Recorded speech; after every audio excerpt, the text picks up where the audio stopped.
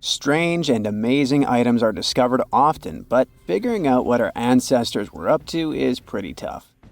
Especially when all you have are just some rusty cups and cave drawings.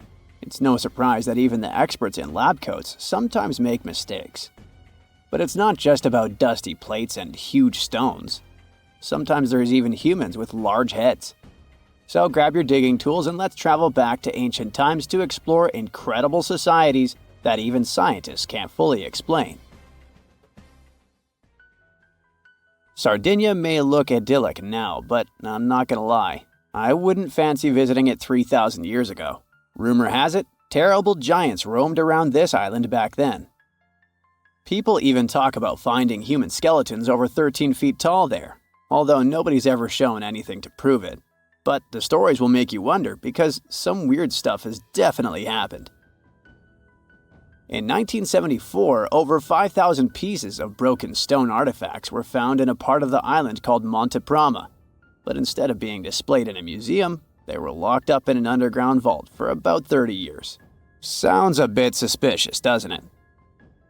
When they were finally displaced in 2005, scientists put the pieces together to find statues of 38 giant men standing 8 feet tall. Not quite as tall as the legendary skeletons, but still pretty huge. It's thought these statues were made by the Nuragic people, who lived on the island a long time ago. Besides giant statues, they also built over 8,000 massive stone buildings. Perhaps Nuragic weren't giants themselves, but they definitely liked their things big. I do too. I like a big number of likes on our videos. That would be pretty great. Thank you if you liked this and subscribed. Now back to the video. You and I are pretty smart, but we might not be the smartest humans ever. Actually, we might not even be the smartest species. Since 1913, some skull fossils found in South Africa have hinted at a possibly smarter contender called Boscop Man. This human-like species might have lived as recently as 10,000 years ago. Their skull suggests they had really big heads, which means their brains could have been 30% bigger than ours. Wow! Their average IQ could have been around 149, making them among the smartest 0.05% of people today. But if a Boscop brainiac was so much smarter, why are they not around and we are? Well, bigger isn't always better, you know. Our brains are a lot bigger than our ape relatives, mainly in the prefrontal cortex. This part helps with high-level tasks like making decisions, remembering things short-term, and being aware of ourselves. The parts of the brain that handle our senses and movements haven't really grown much. So, maybe the Boscop spent too much time dwelling on the past rather than doing practical things like hunting. But this is all just guessing. We really don't know what happened to these clever cousins of ours. Some people even argue that Boscops weren't any different from us, with the only evidence being parts of skulls. The jungle is huge. Did you know the Amazon rainforest is home to about 30% of all the world's plant and animal species? That's impressive. However, the history of one native species, humans, has long puzzled scientists. The mysterious Skara Brae people lived here for hundreds of years and then vanished around 1400 AD. People thought the Amazon only had a few scattered tribes, but recently we discovered big, unusual shapes in the ground called geoglyphs. These might look like simple shallow ditches, but they're actually the remains of a vast civilization that spread over 5,000 square miles and includes about 450 markings, some as wide as 1,300 feet. That's insane! They likely contained ceremonial buildings and could have hosted up to 1 million people as recently as 550 years ago. Thanks to new technology like LiDAR, which uses a safe laser to map the forest without harming it, we can explore deeper. In 2019, some scans showed miles of raised roads and pathways and even pyramids over 70 feet tall. They found 26 separate settlements, 2 of which were at least 250 acres each. Damn, that's like 330 soccer fields. It's not certain what happened to the Skara Brae people. Maybe European conquistadors drove them out. Maybe the most baffling ancient civilization is one we've never actually found a trace of. Yep, I'm talking about Atlantis, the grand city that supposedly sank into the ocean. The first mentions of Atlantis come from the ancient Greek philosopher Plato, who talked about a great city near the Strait of Gibraltar. But for ages, everyone just thought Plato made up Atlantis as a perfect version of his own Athens. So why, about 12,000 years after it supposedly vanished, do we still wonder if it might be real? Well, in the 19th century, U.S. Congressman Ignatius Donnelly wrote a book giving 13 reasons why he thought Atlantis was more than just a myth. Then, in 1965, some folks thought they actually found Atlantis when they discovered the Richat structure, a massive 25-mile-wide dome in Mauritania, Africa.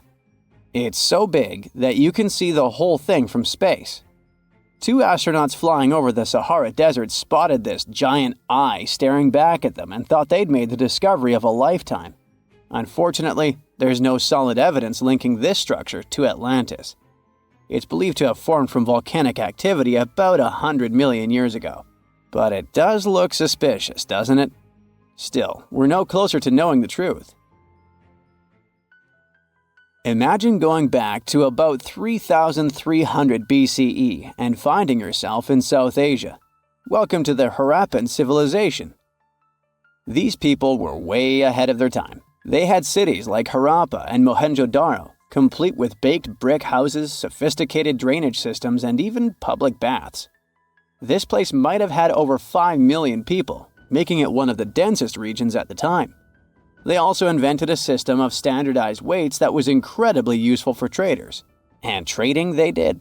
These people had connections stretching all the way to the Middle East, thanks to their great skills in metallurgy. They even had a form of ancient branding. The seals were used to stamp clay on tray goods. Despite being so advanced with a thriving urban life, there's a whole bunch of mystery shrouding their language and script. We've got bits and pieces of their writing, but no one's deciphered them yet, even with all the technology we have today. We also still don't know how exactly their society worked. It looks like they didn't flaunt their social status as much as other civilizations. No grand palaces or massive monuments. Instead, their largest buildings might have been granaries. They sure were practical. Unfortunately, all good things must come to an end. Around 1800 BCE, this bustling civilization started to decline, possibly due to shifts in river patterns. As the environment changed, the Harappans packed up, moving towards more hospitable lands. Ever heard of the Minotaur? The beast with a bull's head and a man's body, hunting the bravest travelers in a massive maze. Well, this wasn't just any old tale. It was one of the most popular dramas of the ancient world. And it was inspired by this place, the island of Crete. The Minoans lived here during the Bronze Age. They had stunning palaces, amazing frescoes, and a culture so rich it still fascinates historians to this day. They built places like Knossos, which was so complex with its multi-story buildings and elaborate hallways that it might have inspired the whole labyrinth myth. Their engineering was so ahead of its time that even their drainage systems were more advanced than what many of us have today. Let me know in the comments which of these stories you find the most fascinating, and thanks for watching. It's nighttime, and you're about to walk inside Pharaoh Tutankhamun's final resting place. You know, King Tut. You don't have a torch, but at least you came with a flashlight. You walk down several flights of stairs and observe how the walls are carved in hieroglyphics and what looks like a spell. Those who take anything from this place will be doomed for life, the spell says. Even if you don't really believe it, this scares you a little bit. You find a huge stone door. Is it a trap? You manage to open it, but oh no, it's only an empty chamber. You check your map. It seems like you're heading in the right direction. After what feels like hours, you realize you must be trapped inside a labyrinth. You try to retrace your steps, but you can't find the door where you came in from anymore. That's it, you think to yourself. You've fallen for the Pharaoh's trap. What's worse, you didn't bring a lunch. Okay, so we've all seen Hollywood movies where the main character is exploring ancient ruins and faces some seriously dangerous traps, right? We've been told Egyptian royalty protected their final resting places with venomous scorpions and snakes, sliding doors that will trap you for life, and giant rolling boulders that will crush anyone on their paths. The thing is, were these traps truly real? Well, I regret to be the one to break it to you, but this is all fiction. These elaborate traps were too technologically advanced for ancient civilizations to pull off. That is not to say, however, that there weren't any traps at all. Ancient civilizations, like the Egyptians and the Mayans, are known for their practice of building entire monuments dedicated to the ones who had passed away. These structures would often reflect the position of person occupied in society. So, for the really important people, the VIPs of their times, massive monuments were built to host their bodies long after they were gone. Some of these civilizations believed that a person's life would continue on the other side of the veil. For that reason, a person would be buried together with the belongings of their current life. If they had a lot of money and power and stuff, that meant their resting places would be filled with riches and gold. Now imagine if you lived in ancient Egypt and you knew exactly where all the pharaohs' tombs were located and had heard rumors of the amount of wealth kept in these places. Maybe you would be tempted to go check it out, right? We're talking about large rooms filled from floor to ceiling with golden artifacts, jewels, and even money. I mean, it does sound tempting. And since there weren't any security guards protecting the entrance of these places, Egyptians needed to get creative as to how they would protect these riches. These old civilizations found some traps to be useful. A recurring one was building empty rooms inside the monument to confuse a burglar. Now, let's take a look at Amenhotep III's final resting place as an example.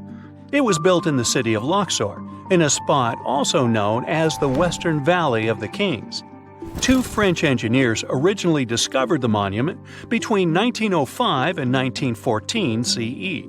The structure is huge and has more than 10 chambers, connected by long corridors and steep stairways. The King's Chamber is the most hidden one, and for an outsider to try and find it, they will probably enter a lot of empty rooms beforehand. Other pharaohs tried to protect their riches by commissioning monuments with false doors concealing pits that were up to 20 feet deep. This way, an unwarned and unwanted visitor would be surprised by the deep hole on their way to the king's resting chamber. Alongside false doors, pharaohs made sure to build labyrinth-style corridors and false walls. This way, robbers could take hours or days before they found the king's real chamber. As to pits with poisonous snakes on them, if there were any reptiles inside these monuments, they probably got inside on their own and would most likely not stay there for long. There is no way snakes would survive years and years without food inside these pits. So yes, another Hollywood-induced belief right there.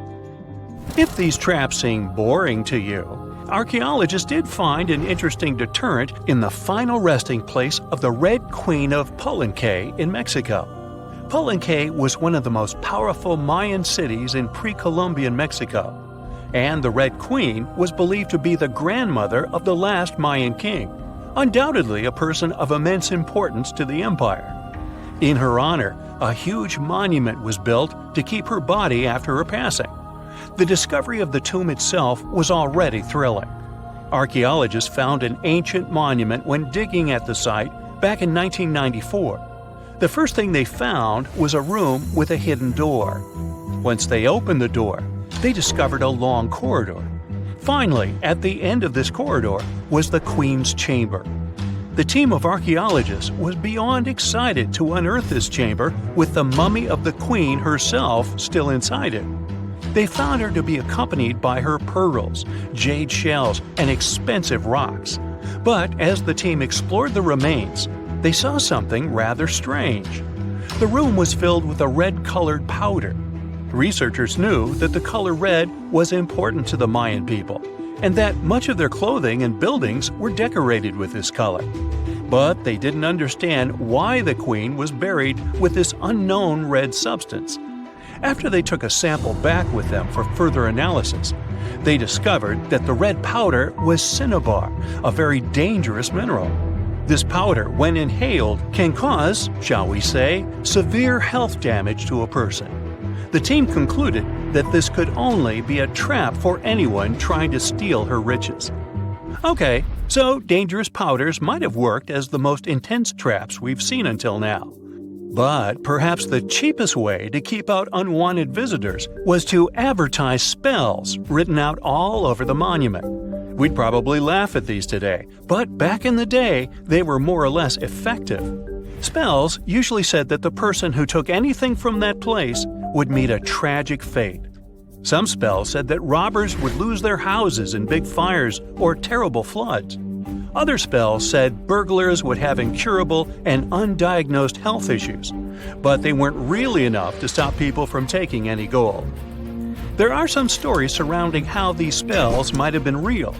One of them is from the famous British Egyptologist Howard Carter, the one responsible for unearthing Pharaoh Tutankhamun's resting place in the 1920s. After months of unsuccessful digging, Carter discovered the tomb's existence by chance. He found the entrance to a stairway right beneath the soil where he had been searching all those months. With the help of a team, he cleared the piles of sand blocking the stairs and discovered a doorway.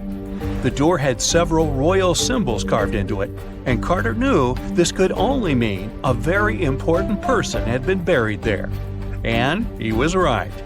With a chisel, he made a hole in the top left-hand corner of the doorway and lit his vision with the help of a candle.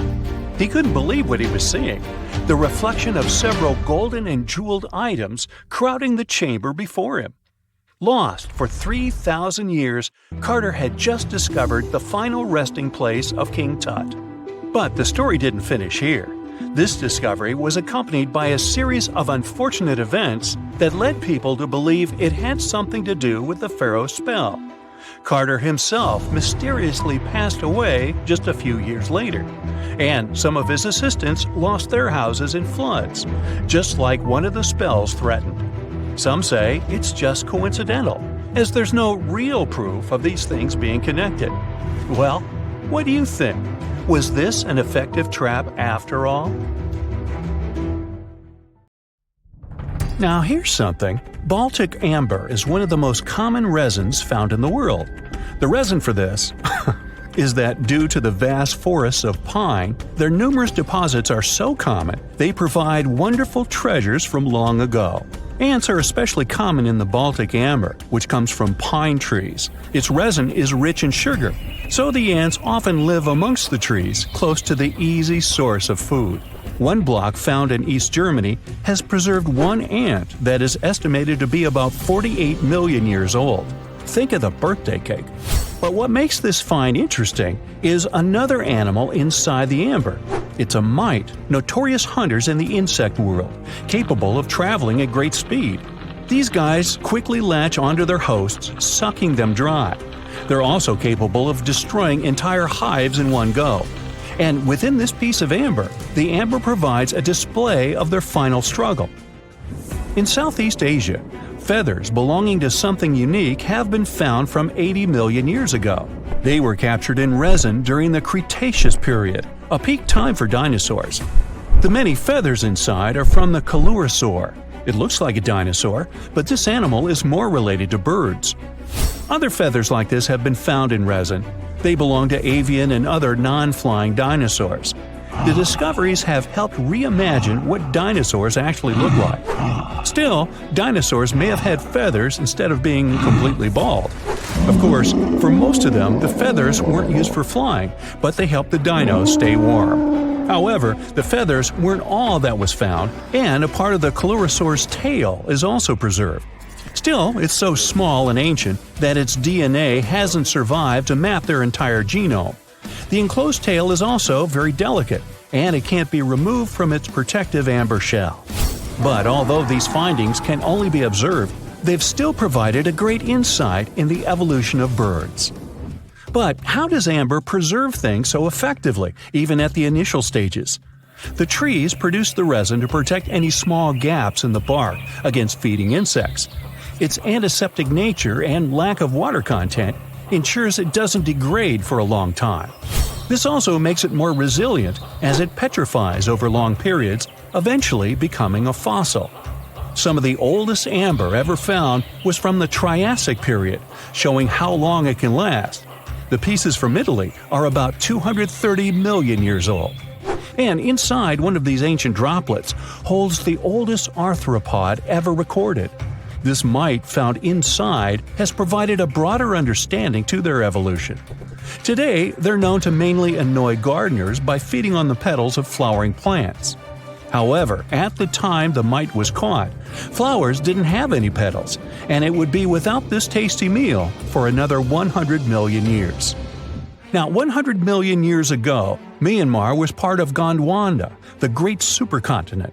At that time, Myanmar wasn't part of Asia yet.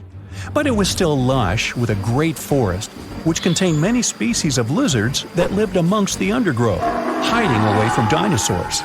Many of them had been stored within amber. This fact helped discover ancestors of geckos and chameleons.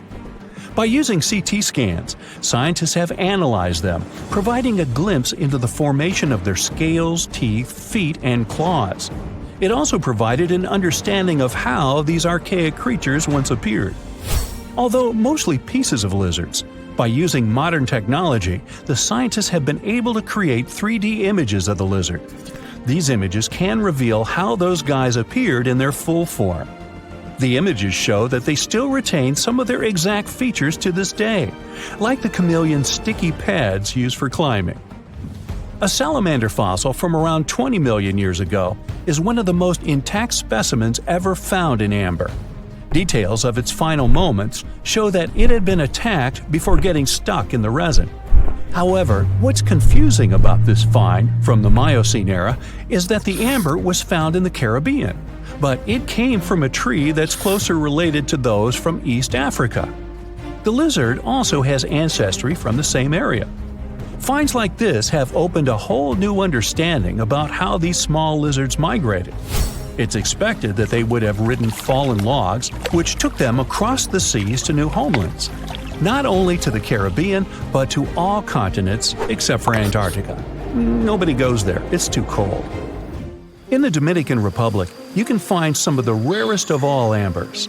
This Dominican amber came from neotropical forests from around 20 million years ago.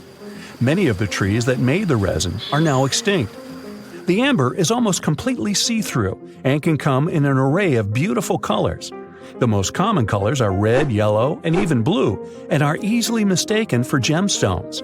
One was found with a flea caught in it, dating to when the forest was at its peak and the mammalian variety thrived.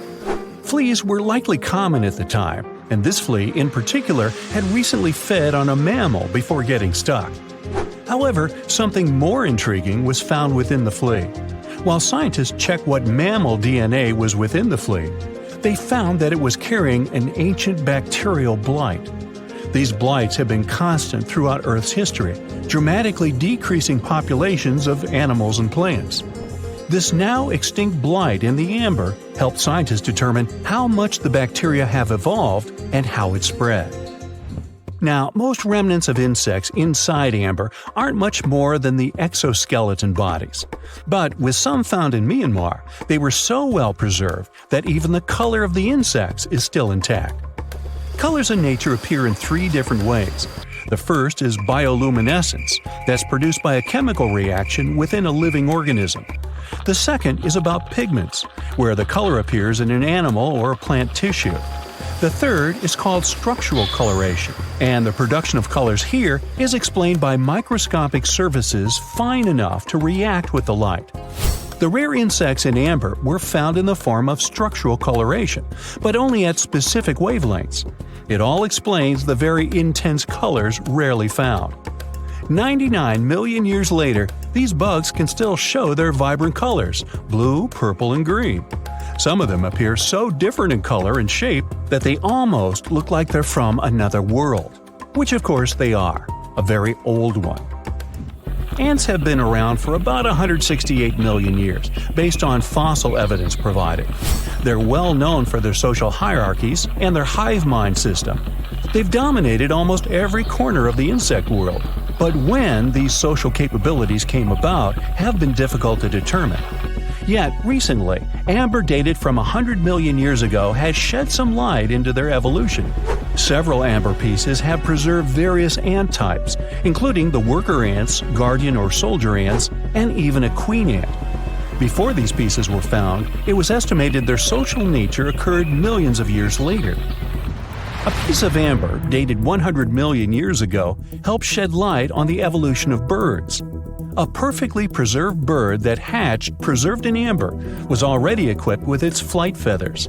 With the earlier physical abilities, they would be capable of moving around the nest by themselves at a very young age, and it's expected they could search for their own food almost immediately. But as birds continue to evolve and spend more time in the skies, their brain developed larger for their cognitive abilities. After hatching, their early development was then more focused on the brain, and the chicks slowly became more reliant on their parents over time. In Spain, a massive treasure trove of amber and other fossils has been found. Inside, there were remnants of an entire ecosystem that existed 110 million years ago. A bunch of individual fossils were found. The vast collection includes many types of insects, mollusks, arachnids, plants, 50 different dinosaur bone fragments, feathers, and hair from mammals, and a McDonald's burger wrapper. Nah, just kidding. With the abundance of findings, it's helped researchers understand the ancient terrestrial ecosystem that once existed. With loads of specific details of the environment, they've reconstructed the swamp. This way, it's now possible to experience what it was like in the world of dinosaurs. Whenever you hear about ancient ruins, you almost never picture them being suspended somewhere, or just randomly hanging on the branch of a tree, right? In fact, for most of the ancient artifacts we have exposed in museums all over the world, archaeologists did quite an impressive amount of digging. You see, buildings have this funny way of fading away over time if not properly taken care of. Sometimes we need to reuse some building materials, so an older construction may be sacrificed in the process. Other times houses are abandoned, and once they are exposed to the elements on the surface, like rain or sunlight, they don't really stand a chance. Some just simply crumble away due to good old erosion. So the only way a piece of architecture can survive the test of time is if it's somehow gotten buried deep down. Now, how did they end up buried in the first place? Well, it's quite the comedy of errors. Ancient cities had a habit of gradually raising their ground level like a kid adding toppings to their ice cream sundae. You see, these settlements were always busy collecting food and building materials to keep up with their ever-growing population. But hey, who has time to deal with waste and rubbish? It wasn't exactly high on their to-do list back in the day. So when it came to building new houses, ancient civilizations found it much easier to save their sweat and tears by piling up the rubble and constructing right on top. But that's not all. Rivers would also occasionally flood and deposit a layer of sediment on the city floors, further encapsulating those ancient constructions. And in those dry regions like the desert, where the wind likes to show off its sand and dust dance moves, you can bet it was a constant struggle to keep the establishments clean. One hilarious example is the Sphinx, which had its head buried in sand until a group of archaeologists unearthed it in 1817. Some ancient towns eventually got covered up because they were completely abandoned. With less human activity to control their expansion, plant seeds couldn't resist the opportunity and sprouted all over the place. They gobbled up carbon dioxide from the air and grew, adding more and more bulk to the ground. Those cheeky roots even decided to stabilize the soil made from decaying plant matter, creating layers upon layers of earthy goodness. It's like the ultimate DIY project Mother Nature embarked on, with plants as her loyal helpers. The act of digging into the secrets of ancient civilizations is not just about unearthing a lost world. It's also an epic quest to reveal the hidden treasures beneath layers of history. But how do archaeologists know where to dig in the first place? If everything is covered in layers upon layers of sediments, debris, and plant roots, they must have some sort of system they rely on before embarking on a new project, right? For starters, they're not always the ones suggesting an archaeological dig in a certain location. Let me explain. Let's say you're a contractor and you want to build a new fancy apartment complex in your city. Some local legislations have certain requirements before your project can start, though. For instance, before anyone starts building on a piece of land, they might need to bring in specialists to check the soil. These clever folks can be archaeologists, geologists, or paleontologists, and they need to keep an eye on things during development. If any artifacts or ecofacts, fancy word for organic remnants, are discovered, these experts swoop in to excavate and study them. But what about sites that have nothing to do with bulldozers and yellow hats? Archaeologists have more than one trick up their sleeves when it comes to locating ancient hotspots. They dive deep into historic records with a healthy dose of detective work. By sniffing out old documents and maps, they can piece together the puzzle of human activity in a specific area. If a site has been visited before, it's even better. Finding records of past excavations or historical accounts can give archaeologists lots of information on where to continue their treasure hunt. Before archaeologists start swinging their shovels, they engage in a bit of a visual scan mission. Armed with a grid system, they'll stroll around the site, keeping their eyes peeled for any artifacts that might be hiding just beneath the Earth's upper layer. From groundstone tools to historic glass and even ancient garbage dumps, yes, they're also valuable. These keen-eyed explorers can spot signs of human activity faster than most people. If they stumble upon midden soil, fancy term for a garbage dump, they know for sure that humans once called this place home. Archaeologists don't just rely on their trusty shovels, though. They have an arsenal of gadgets to aid in their search for hidden wonders. Geophysical tools are like their secret weapons. Take the resistivity meter, for example. This clever contraption measures the electrical component of the soil and any buried features or artifacts. A buried wall, for instance, will create a different resistivity reading than the surrounding soil. Magnetometers and ground-penetrating radar work in similar ways, showcasing potential hints of ancient treasures in the soil. And who could forget our trusty old friend, the GPS? It helps archaeologists map out precise locations, like a high-tech treasure map, leading them straight to their pot of gold. Care to virtually visit some of the most important archaeological sites in the world? Well, follow me. In the United Kingdom, for instance, you'll find this interesting place called Stonehenge. It's one of many henges scattered around, but this one really takes the cake. Picture this: massive ancient stones standing tall and proud, arranged in a funky outer ring and an inner horseshoe, with some smaller stones thrown in for good measure. And guess what? These amazing stones have been around for over 5,000 years. Talk about a serious case of rock-solid longevity.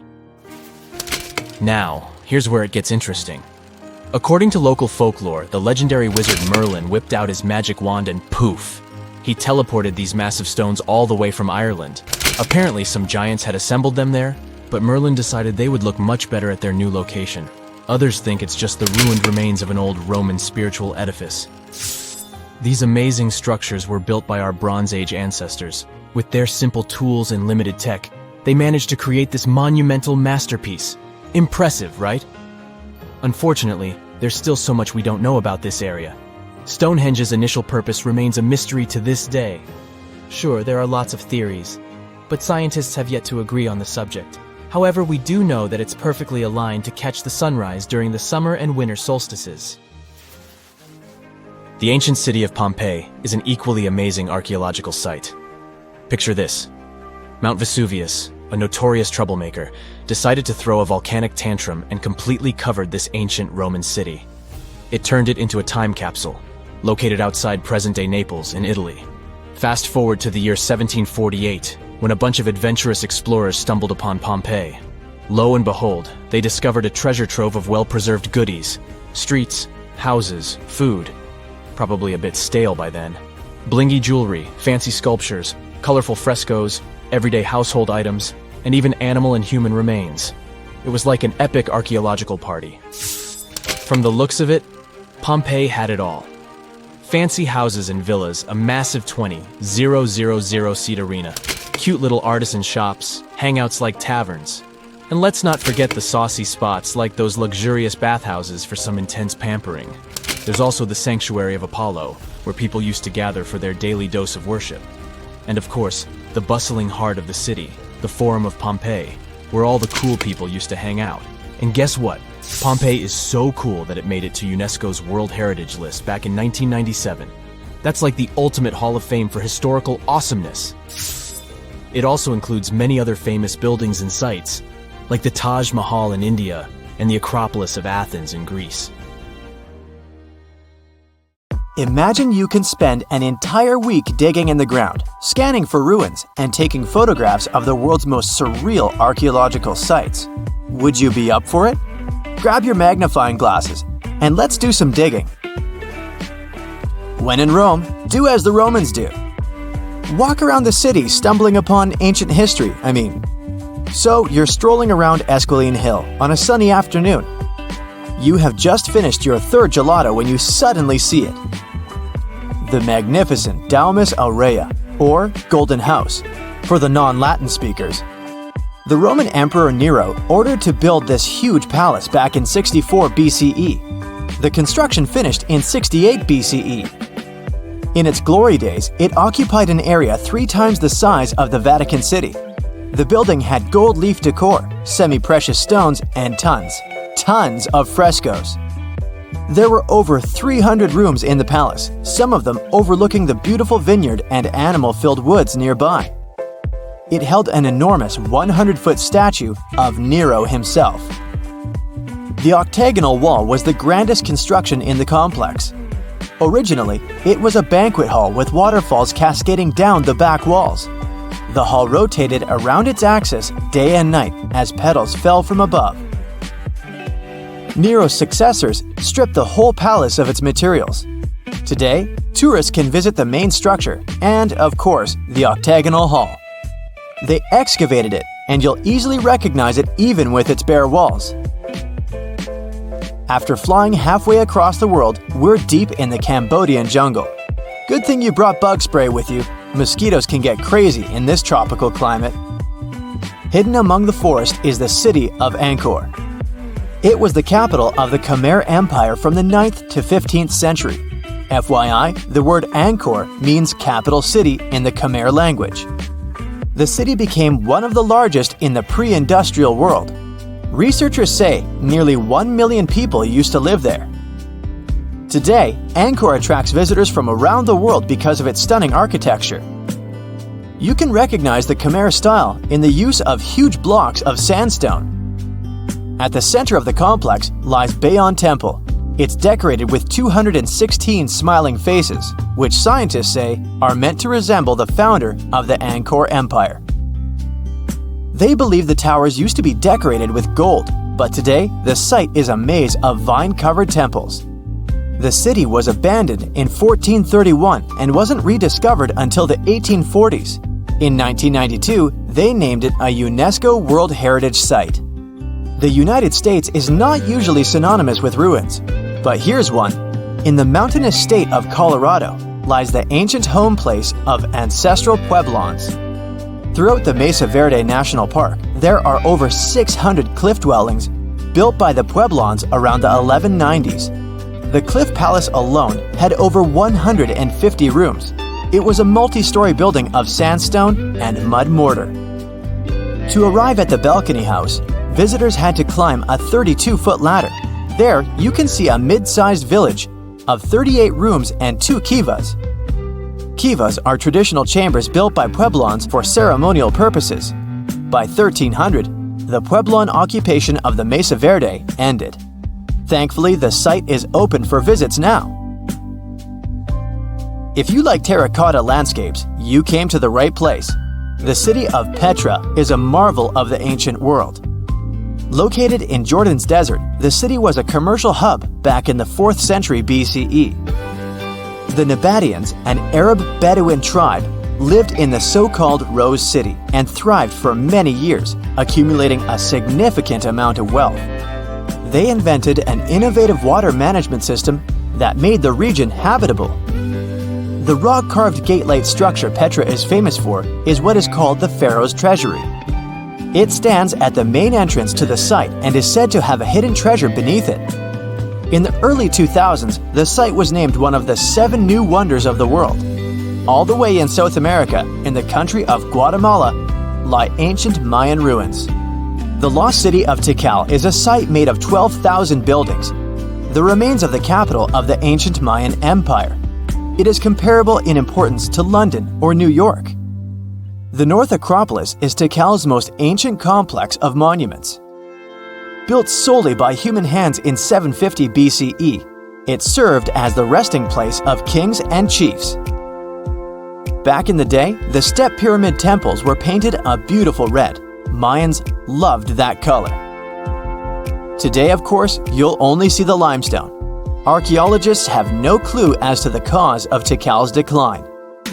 Was it drought, disease, or something else altogether? Located on the left bank of the river Tigris is a strange old ruin, a battered archway. It belonged to a city named Ctesiphon, the jewel of the Persian Empire for over 800 years. The city hosted an extravagant palace, decorated with a glass mosaic, jewel-adorned carpets, and a lot of marble. What is it with royalty and marble anyway? The arch was part of an imperial palace complex. Until modern times, it was the largest man-made freestanding vault. Notice how there are no pillars sustaining it. The enormous wealth of the city made it a constant target for other empires, until it eventually fell. In the mood for some more Mayan ruins? Chichen Itza is an archaeological site with the best preserved pyramids on Earth. Located in Mexico's Yucatan state, this Mayan city is well over 1,500 years old. At its peak, it was home to 35,000 people. The site has a total of 26 ruins to be uncovered. The highlight here is El Castillo, a tremendous step-like temple standing 80 feet above the ground. Its most peculiar feature is that it has 91 steps up each of its 4 sides, including the upper platform. It makes for 365 steps, the number of days in the solar year. The oldest lost city in this list dates back to the Neolithic period. It was when us, human beings, started farming for the first time, instead of living a fully nomadic lifestyle based on hunting and gathering. Located on Orkney Island off the coast of Scotland is a prehistoric site known as Skara Brae. Thanks to good restoration, the site is very well preserved. You can see prehistoric dwellings with hearths, stone-built furniture, and even primitive toilets. Researchers found runic symbols on the site, which means they could have attempted some form of writing. Ah, Greece. Fancy some feta cheese, anyone?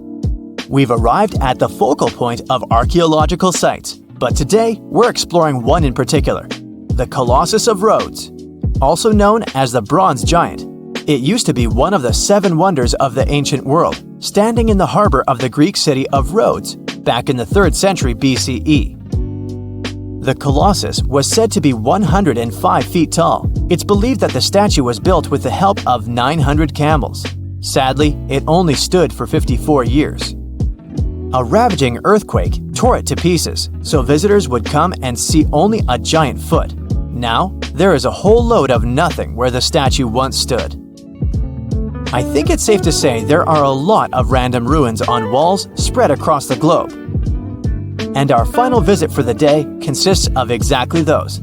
All the way in northern England lies the ruin of Hadrian's Wall. The Roman emperor commissioned the wall in order to separate his empire from Britain's. The original wall was a lot grander than what is left of it today.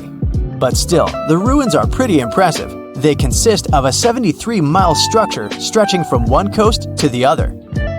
Back in the day, Hadrian's Wall hosted 17 large forts and numerous observation towers to ensure the maximum safety of his empire. The wall fell into oblivion when the Romans left Britain at the start of the 5th century.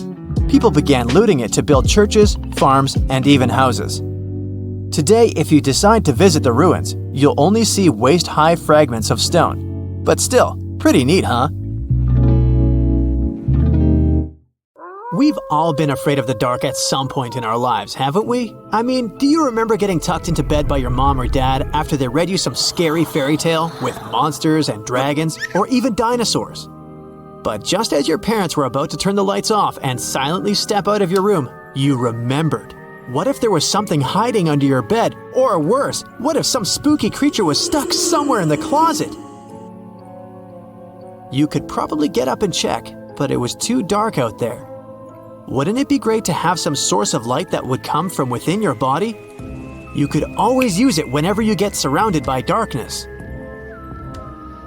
Unfortunately, as humans, we aren't able to do that. But there are a bunch of creatures out there that can, in fact, light themselves up. That's thanks to a little something scientists call bioluminescence. Animals and fish living in the ocean tend to have this talent more often than others. And you can find these creatures anywhere, close to the surface or deep down at the bottom. 2.5 miles deep if you have a knack for numbers. These creatures use their light for a lot of things, like communicating with other members of their species, luring in prey, and even scaring away enemies. Bioluminescence is basically an organism's ability to emit its own light. Chemistry has a lot to do with it. Such animals use two chemicals, one called luciferin and the other called luciferase. Add a bit of oxygen and bam! Light! Should you ever wonder if you actually observe bioluminescence or if someone just dropped a glow stick in the ocean, be on the lookout for neon blue, green, or even red sparkles in the sea. They're usually spread over a large area. This can even make the water look like glitter or a starry sky. You can thank squid, tiny crustaceans, and algae for this romantic atmosphere. Now, I've got another unusual phenomenon for you. How about a golden waterfall? I'm not kidding, it actually exists, and it's a natural phenomenon. To see it, you have to drive to Yosemite National Park to the Horsetail Fall. Make sure to plan your trip in winter or early spring. That's the only time during the year when you can see this awesome phenomenon. It doesn't need any scientific explanation. It's nothing more than sunlight at dusk hitting the waterfall in such a unique way that it makes it look like a river of lava. Or gold, your choice. That's the reason why during this time of year, the Horsetail Fall is also named the Fire Fall. Unfortunately, this phenomenon is becoming less and less visible within the years, mostly because of drought and other issues connecting with the melting of snow. So, should you ever decide to visit, keep an eye on the waterfall since the effect is very brief. Ever heard of a dirty thunderstorm? It's also called volcanic lightning. Apparently, specialists looking into the phenomenon have yet to fully grasp what it is. When a regular thunderstorm happens, particles with positive and negative charges collide, hence the giant spark we call lightning. It also makes a lot of noise, which you can recognize as thunder. But when a volcano is erupting, some of the volcanic ash particles get electrically charged, and while getting projected into the air with a huge force, they collide and cause electrical discharges. This whole process makes it look like there's lightning coming from the volcano itself. Imagine all that ash, gas, and smoke coming from the crater, and then add some electricity to the mix. It'll make the whole picture look really bizarre. No wonder this phenomenon is called the dirty thunderstorm. Now, how about clouds that look like waves? Those are called asperitas clouds, and they're actually quite close to the ground, unlike your regular day-to-day clouds. The name comes from the word aspero, which in Latin translates to rough or uneven.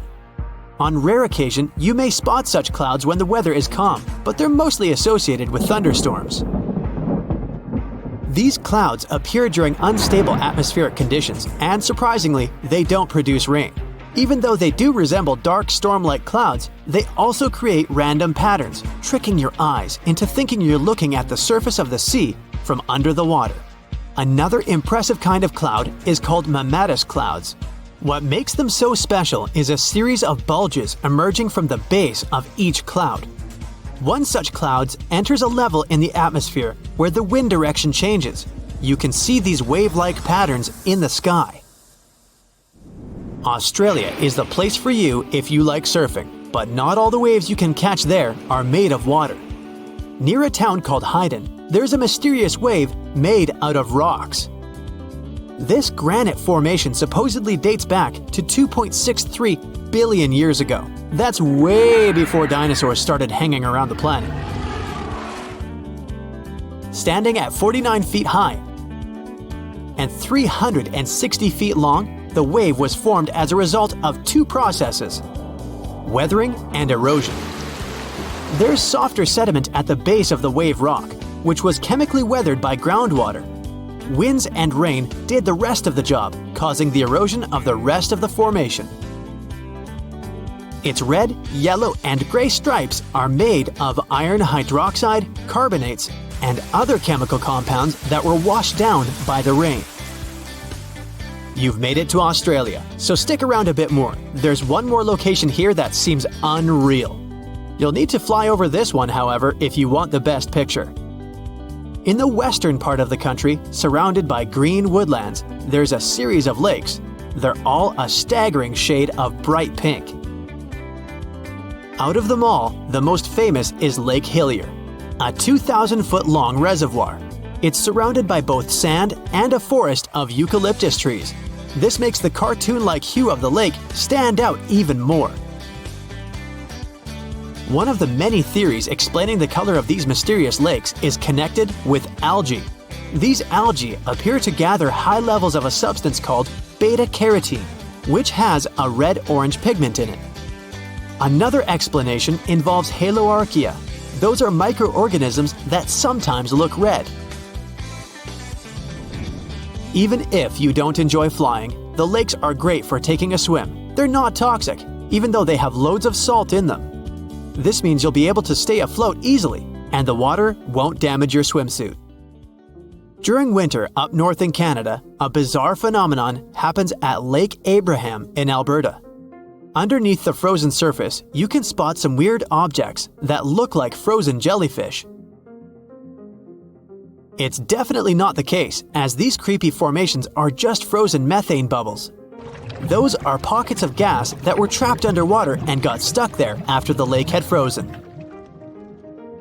They appear when leaves and grass fall into the water and bacteria digest them. This process transforms them into methane.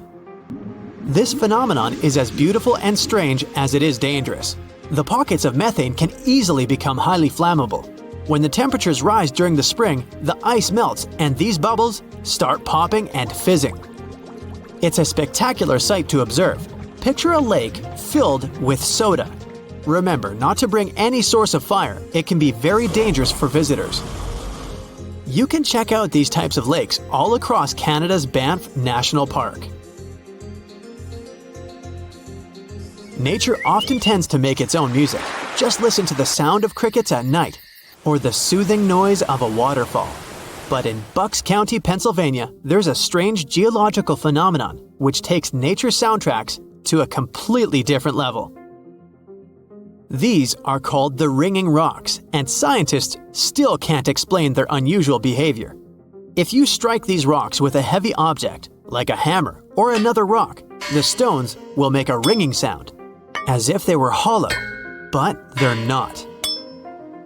What makes the ringing rocks even more bizarre, apart from the mysterious sound they make, is that no animal wants to hang around there.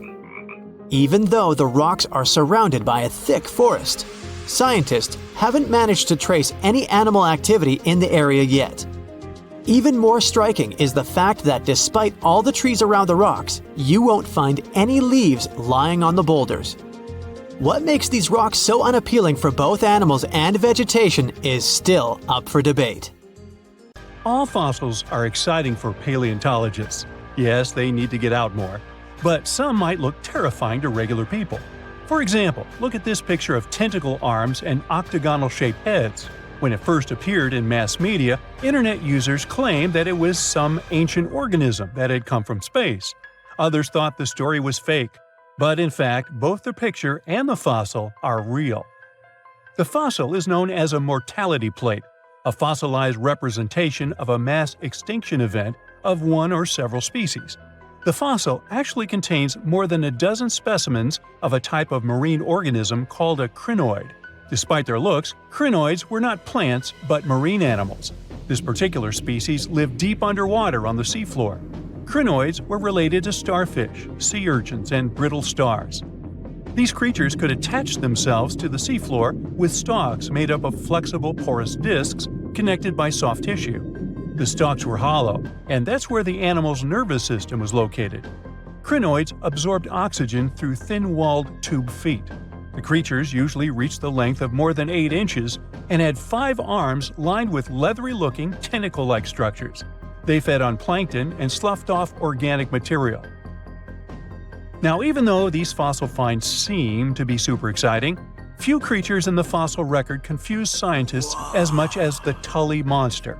This curious sea creature sported a toothy, trunk-like snout and eyes splayed out on a rigid rod. But the most bizarre thing? It has been impossible to classify. Researchers have been considering a variety of organisms, for example, segmented worms, swimming slugs, and primitive eel-like creatures, since the monster was discovered in 1966. Recently, they have even tried to connect it to some species of jawless fish with a backbone-like structure. A team of scientists from Japan has used high-resolution laser scanners to examine the anatomy of Tully Monster fossils in 3D. They concluded that the enigmatic fossil might be an invertebrate after all, and still, the true identity of the creature remains elusive. In the 1950s, amateur fossil hunter Francis Tully found a ghostly imprint of a torpedo-shaped organism with a huge tail fin in the Mesa Creek fossil beds in Illinois. Tully had never seen anything similar to the torpedo structure. He took his find to Chicago's Field Museum of Natural History. Paleontologists working there were baffled as well. Since then, scientists haven't been able to determine where the creature fits on the phylogenetic family tree, or where they should spend Thanksgiving. In 1741, an explorer and captain named Vitus Johansen Bering led an expedition to map the coast of Alaska. The ship he was on got shipwrecked on what later became known as Bering Island, and they got hungry. Half the crew survived thanks to the discovery of an extremely large sea cow. With the meat of these animals nourishing them, the sailors managed to build a small ship from the wreckage and return home. On their way back, a scientist who was among them spent his time documenting the animals and plants they had found. The sea cow was particularly interesting because without it, the crew wouldn't have survived. These animals were more than 26 feet long and weighed around 10 tons.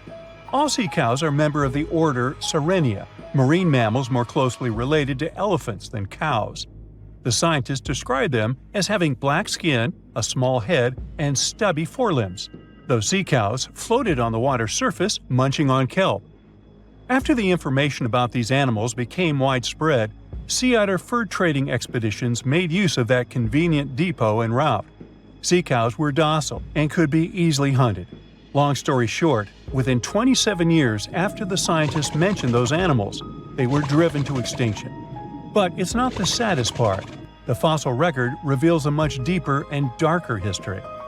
Fossils of sea cows have been discovered all over the world, from Japan to Mexico. It means that the animal once thrived in the vast kelp beds around the entire North Pacific Rim. That small population discovered by the expedition was probably the last remains of a once much larger and way healthier population. More likely, Aboriginal hunting had already reduced the numbers of these animals to near extinction levels, and the final blow came from Western hunters. The living close relatives of those ancient sea cows are rarely hunted today. Still, they're under threat of extinction themselves.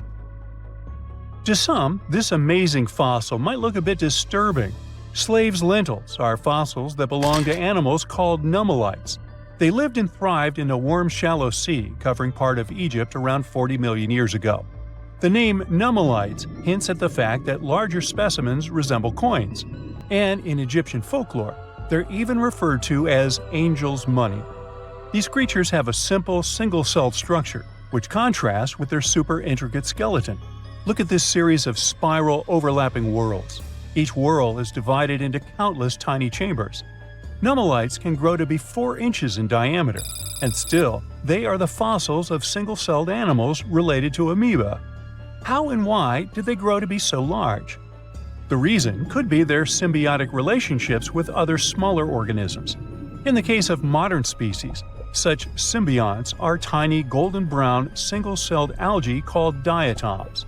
The shells of nummulites are relatively transparent, and since they're flat, there's a large surface area for the light needed for the diatoms to photosynthesize. For some reasons, scientists are still debating about them. The presence of plant symbionts and animals dwelling in the sea encourages the growth of a calcareous skeleton in hosts. So, the gigantic size of the nummulites in Egypt could be due to their close relationship with symbiotic diatoms. Does that make sense? Fun fact: a species of nummulites evolve very fast, and their fossils change from one layer of sediments to the next. So, the limestone used for the pyramids of Giza are so packed with such fossils that it's known as nummulitic limestone. This limestone also contains two kinds of nummulites, the smaller slaves' lentils and the larger angel's money. But those are not different species, but rather different stages in the life cycle of a single species. Over millions of years, our planet has changed a lot. Ice ages, shifting tectonic plates, global floods, meteorites. Whole species of animals have come and gone over millennia. At some point in all of this, we humans came along. Now imagine a place that was cut off from the rest of the world for 5.5 million years, possibly much more. A place that no human had ever set foot in before. In 1986, we finally found it, Movile Cave. You head to the airport and buy a ticket to Romania. Next, you rent a car and drive southeast. You're looking for Constanța County, right near the Black Sea. Your phone says you're there, so you stop the car and look around.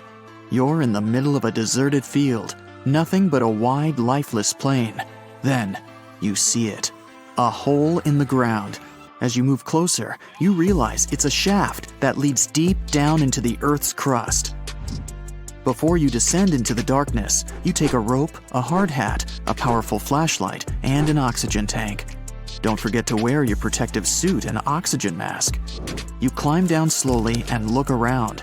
It's pitch dark below you, and you feel a little uneasy. But something's off. The darkness. It's not cold. Warm air wafts up from the depths. Finally, you feel the ground under your feet. You look around and see a lot of tunnels ahead that lead into the depths of the cave. The tunnels are covered with dry clay. Moving forward on all fours, you notice something. The air is getting warmer and wetter. You come out of a narrow tunnel and find yourself in a huge cave with a lake in the center. Now for the hard part, you have to dive in. The moment you get in the water, you get attacked by the smell of rotten eggs. You've just touched sulfide water, and now smelly hydrogen sulfide is everywhere. That's not all. The cave is also filled with carbon dioxide. Normal fresh air on the surface is about 20% oxygen, but here it's only 10%. Not enough for us to survive without our trusty oxygen tank. Still, all those other gases give you a nasty headache. You turn on your flashlight to full power and dive under. Somehow, you need to swim through these narrow underwater rifts. There are a lot of them. It looks like an underwater maze. You're a little worried, but your O2 tank is still pretty full. You squeeze through the rifts and finally find an open area. You freeze. From above, below, from all sides, you start to hear the sound of crawling creatures. The flashlight beam catches thousands of slippery, fast insects. This cave contains 48 species, 33 of which are completely new to us. Strange white snails crawl along the walls, and transparent shrimps, even small leeches, swim in the water. White centipedes with huge whiskers and transparent spiders shuffle around under your feet. There are even 2 species of scorpion, as if you weren't scared enough. Water scorpions, and another kind, as yet unidentified. It's not exactly your typical desert scorpion.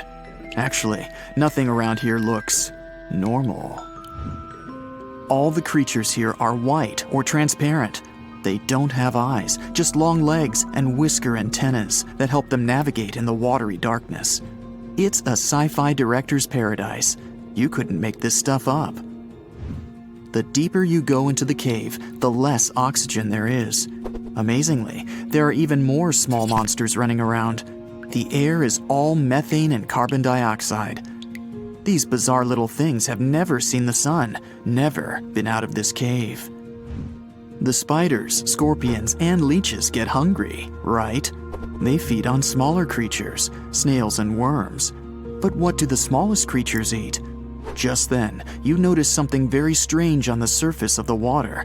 There's a gross white substance that looks like foam. You touch it carefully. It's like wet toilet paper, and it tears as soon as you touch it. But it's not foam or paper. It's billions of living organisms, bacteria, called autotrophs. These bacteria make food from carbon dioxide, but they don't make it from the air like plants or trees. They use water. It's called chemosynthesis. These tiny bacteria excrete their unused food, and bigger ones come along and eat it. Then the tiny snails and worms eat the big bacteria. A whole wacky, unique food cycle deep underground in a random cave in Romania. That's why you need that protective suit and mask. It's not just for your comfort and safety. Without the suit, you might accidentally leave behind some human bacteria from your skin or something. It could ruin the delicate balance of life in this underwater world. The underwater cave is too small and dangerous for expensive scientific equipment, so you grab a couple of samples of water, land, and air and get out of there as fast as possible. The cave hasn't been fully explored yet. The Romanian authorities don't allow just anyone to scuba dive on down there. Let's see in a few years. Who knows what else they'll find? You're back at your fancy lab, and you start to understand why that cave is such a big deal. The conditions in Movile are almost the same as in the first years of Earth's existence. Back then, our world was shielded from the sun by a dense atmosphere.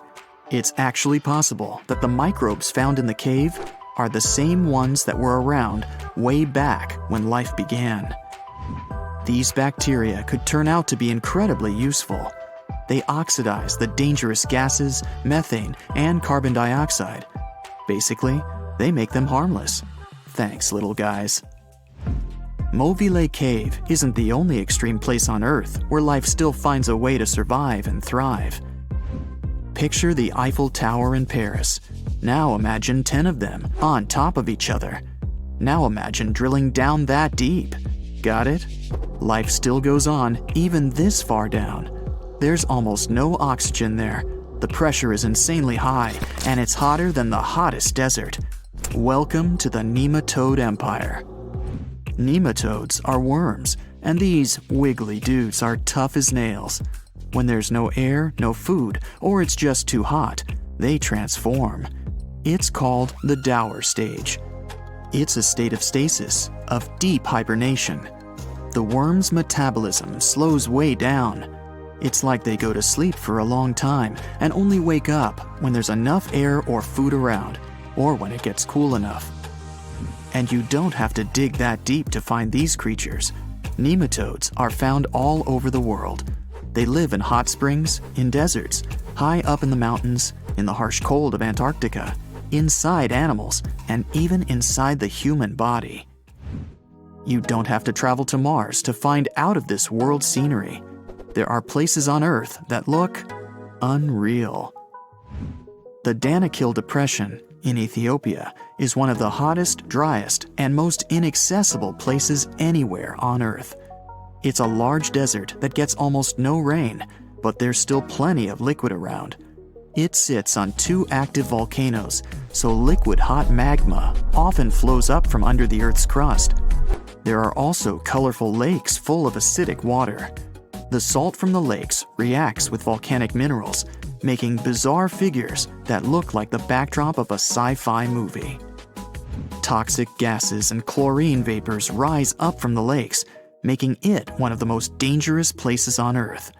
You need a gas mask to survive, but life always finds a way. There are living things here, even in a lake so hot that the acidic water actually boils. Microbes live happily in the lakes and surrounding rocks. If something can survive here, who knows? You can find another tough survivor in the Lut Desert in Iran. They've just discovered a new and special kind of crustacean there. These creatures live in small lakes that appear from time to time thanks to desert rains. This species can survive for decades in dry sediments, just waiting for a tiny bit of water. So these are all very small life forms, but are you in the mood for some monsters? Scientists have just discovered them swimming in the waters off Antarctica. Massive sea spiders, huge starfish, transparent shrimp-like things. In 1 month, researchers found about 30,000 sea creatures, many of them never seen before. Who knows what else is down there? A comfortable abode with a gorgeous view of the Mediterranean Sea will serve as a perfect rain shelter. Well, this is what a real estate advertisement might have looked like for Neanderthals 100,000 years ago. Welcome to the weird and wonderful caves you could live in, or not. Of course, back then, neither real estate and advertising had been invented yet. Never mind the fact that Neanderthals couldn't build houses and often lived in caves. Yet, one of those caves looks an awful lot like a residential building. It's situated inside a high limestone cape called the Rock of Gibraltar. If the Neanderthals had had an economy, the caves inside this rock would have cost a bundle. Navigators discovered it in 1907. They just spotted a big hole inside the fortified rock. For many years, scientists have studied this place and found some traces of Neanderthals. They discovered ancient tools in the cave and bones of old animals. But the coolest thing was, they found 4 caves inside the rock. It was like a residential complex. Neanderthals lived alongside neighbors and helped each other hunt and fish. They created feather decorations and painted abstract drawings on the walls. Imagine our ancient predecessors hanging out in these caves 100,000 years ago. And now, scientists hang out there and study the primeval past of Neanderthals in detail. At the end of 2021, archaeologists uncovered a gap inside one of the caves leading to an unknown tunnel. They crawled through this hole and opened a new space under the cave roof. This place has been closed off from the outside world for over 40,000 years. And it seems it was one of the most prestigious apartments in the entire mountain complex. It has high ceilings with ancient stalactites. The ruined stone curtains divided the apartment into several rooms. Scientists also found the remains of ancient animals and scratches on the walls. It seems that Neanderthals had never lived here, but they used to visit this place. Archaeologists found the shell of a sea snail called dog whelk. One of the Neanderthals brought it here for some reason, but the primary owners of this place were hyenas. These caves show that Neanderthals were closer to humans than to monkeys. They had a way of life and even some customs. There's still a lot of work ahead, and scientists hope to find new rooms inside this rock. Meanwhile, in 2003, archaeologists discovered another early dwelling on the Isle of Flores in Indonesia. Among the green jungle, they found a cave with ancient tools. At first, everyone thought the human ancestors lived here, but then scientists discovered an unusual skeleton of an adult.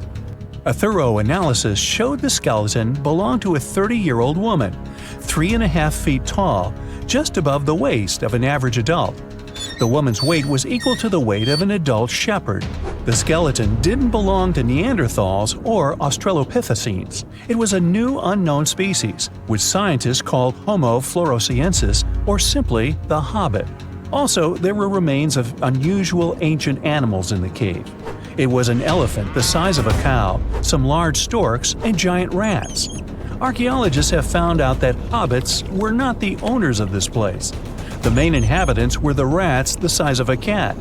Maybe they were fighting the hobbits. Some analysis shows that Homo floresiensis wasn't our direct ancestor. They were in a separate branch of evolution. The hobbit skeleton looks more like that of a monkey than of modern humans. In 2009, in the dense jungle of Vietnam, archaeologists discovered Son Don, the largest cave in the world. If you go inside the cave and shout, you'll hear your echo a long time. In some places, the height of this cave reaches half the height of the Empire State Building, and the total area is larger than one central block of New York. Son Don is one of the 3 caves in the Vietnamese jungle. Many intricate mazes connect these caves. Inside, you can find unique plants and trees that live separately from the outside world. It's a real underground jungle. In some places, you can find collapsed ceilings that let the sunlight in. Besides unusual trees and plants, ancient stalactites hang there. Some limestone deposits are more than 450 million years old. They were here even before dinosaurs appeared. There are also many rivers in the cave. Rainwater coming down from holes in the ceiling has formed them. Fast streams resemble slides in a water park. They lead to unknown underground labyrinths. Scientists have studied only a small part of all these caves. The next unusual cave is in New Zealand. Hundreds of thousands of fireflies live inside. Each of them glows with a blue light. Together, they light up the cave. It may seem to you that you're on another planet, but you can't stay there for a long time. Special air measuring devices are everywhere. Scientists monitor the level of carbon dioxide necessary for the normal existence of fireflies. These insects are sensitive to the environment. If there are many people in the cave, or they stay there too long, the park staff will ask them to leave the place.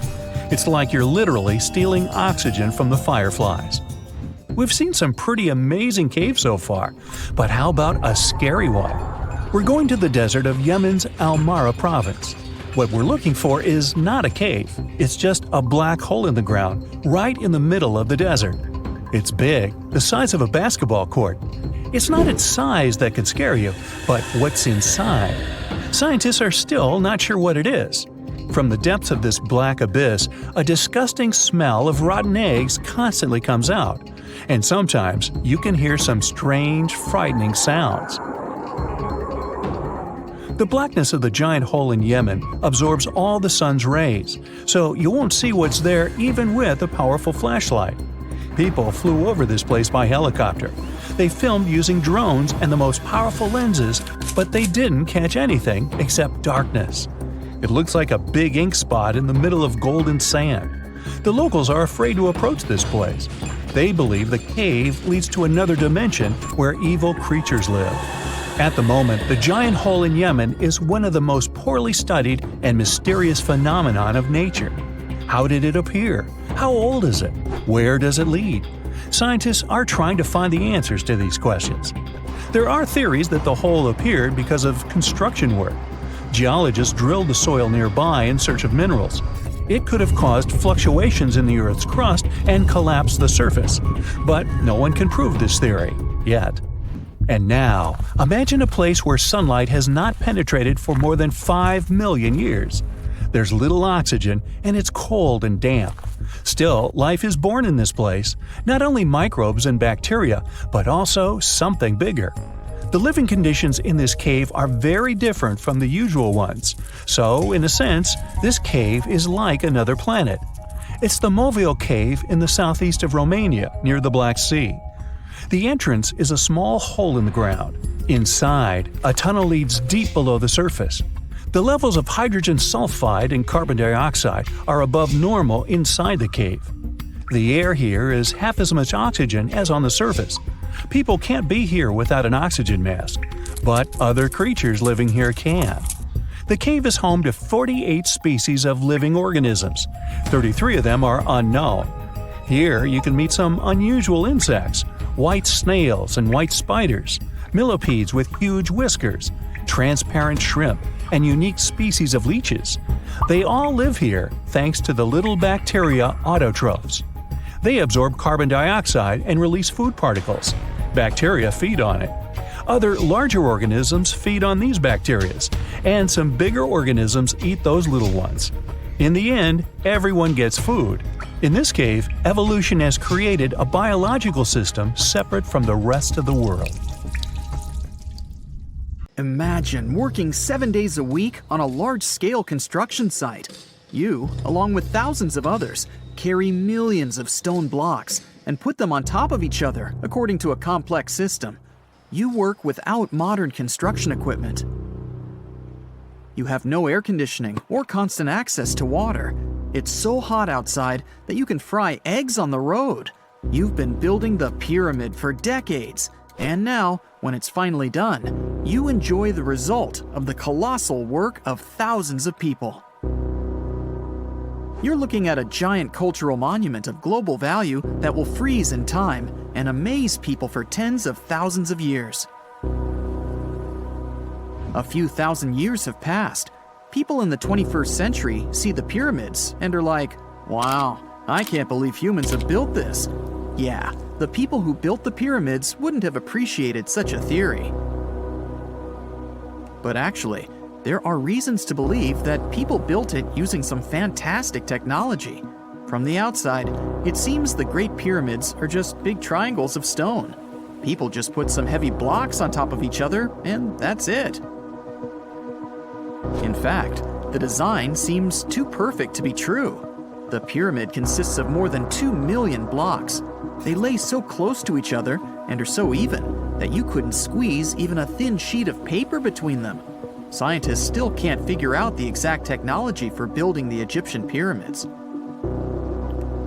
One of the biggest and most famous is the Great Pyramid of Giza. This huge construction, well known all over the world, has one big secret.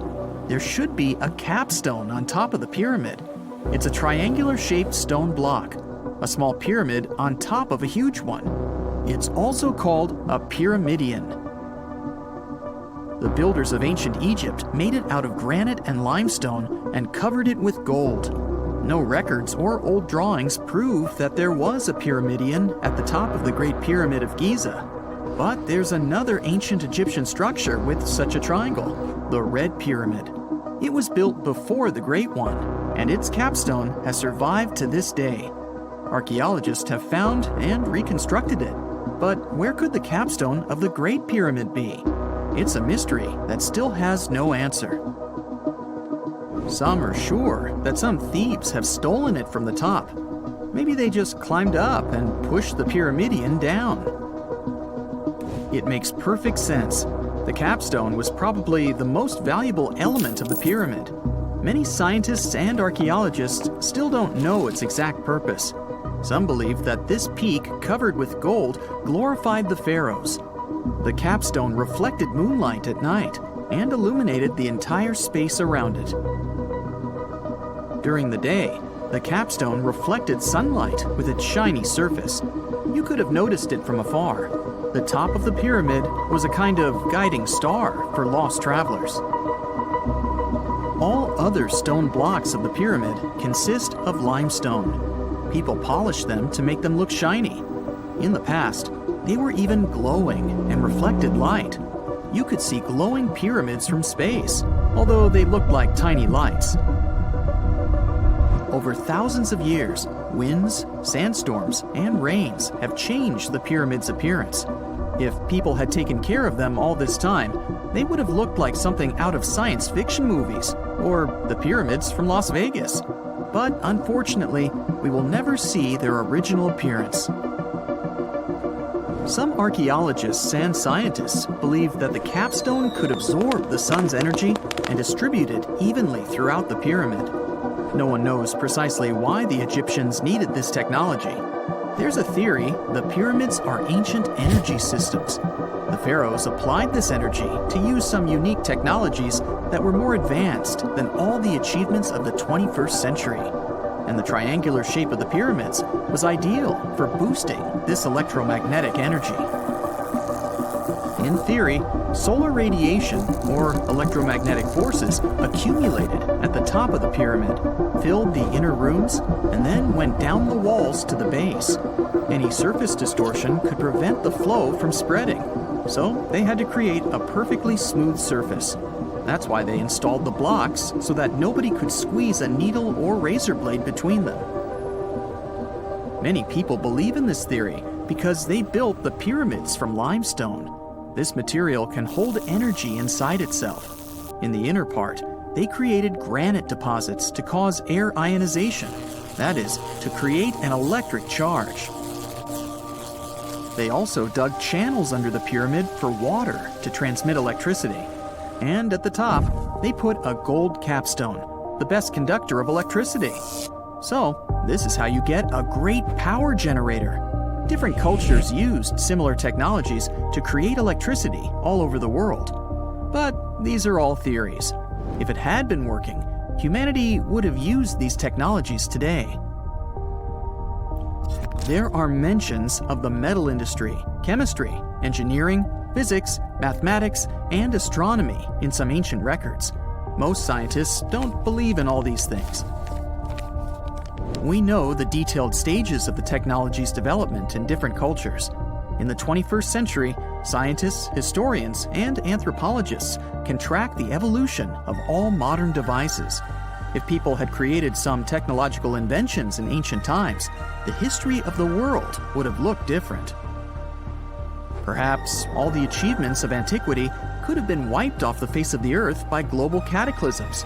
And it can happen to us. Just imagine how people would dig up a laptop in 5,000 years. Perhaps they wouldn't understand what kind of device it is. Another Egyptian wonder surrounded by mystery is the statue of the Sphinx. The Egyptians carved it out of a single massive piece of limestone about 4.5 thousand years ago. But scientists still don't know the exact date of its construction or who built it. People painted the Sphinx in different colors, so it looked much brighter and more vivid in the distant past. It was shining just like the Great Pyramids. Anyway, time hasn't only changed its appearance, but its name too. Initially, the Egyptians called it Horameket. The Greeks renamed it the Sphinx about a few hundred years after it had been built. The Sphinx emphasized the greatness of the rulers of Egypt. It also performed a symbolic function of a watchdog guarding the tomb of the pharaoh and the paths leading to it. This version sounds realistic, since archaeologists have discovered many secret entrances at the foot of the Sphinx. Perhaps these rooms and intricate tunnels lead to underground halls with treasures. And treasures don't always mean gold and jewelry. According to legends and theories, the Sphinx guards the Hall of Records, the storage of all humankind's knowledge. The information about the ancient mythical state of Atlantis could be there. You can find many detailed maps of the internal dungeons of the Sphinx on the internet. They show structures 12 stories deep under the statue. It looks like a small city filled with gold, scrolls of knowledge, and various ancient artifacts. But don't believe all these maps. These are just theories. Several thousand years have passed, but people have very little information about it. Archaeologists know that there are still many strange and exciting things about the Sphinx that are still undiscovered. Some locals are afraid to research because they believe they can awaken something terrible from the underground depths. Therefore, it's mostly scientists from other countries who conduct the excavations. In 1998, scientists discovered strange tunnels leading to empty rooms under the Sphinx. They realized that some people tried to get there through tunnels in the past, and maybe those people took all the treasures that were there. One of the legends says that some powerful artifact lays beneath the Sphinx. Its technology can change the whole world, but the locals are hiding it because it can damage the planet. Some believe that you can find evidence of unknown technologies painted on the granite walls in the pharaoh's tombs. But most likely, these paintings and signs tell us the myths and legends of ancient Egypt. But what if Egyptian symbols and drawings are detailed instructions for using ancient technologies? What if the locals that lived at that time thought, people in the future won't be able to get energy themselves. Let's leave some detailed instructions for them. Anyway, there are many riddles and theories. In reality, the search for answers is a dangerous undertaking, since it's not easy to get into the underground halls. Excavations can ruin the structure of the entire Sphinx. Any person inside the tunnels may get lost and never be able to find their way back. Besides, it costs a lot of money. Now, what would be awesome is if people could invent some device that could scan underground areas and show their detailed models. The year is 1923. Two teenagers sneak out of their homes in the middle of the night in Florida City. Rumor had it that an old man was building a rock castle by himself. But every time someone tried to see what the old man was doing, he would stop working. The curious teens managed to sneak into Ed's backyard and saw something they could later describe as magic. They recalled seeing rocks moving around like helium balloons. The old man was moving up to 30 tons of stone by himself to build his castle. Even if he didn't allow anyone to see him working, he would proudly talk about it around the town.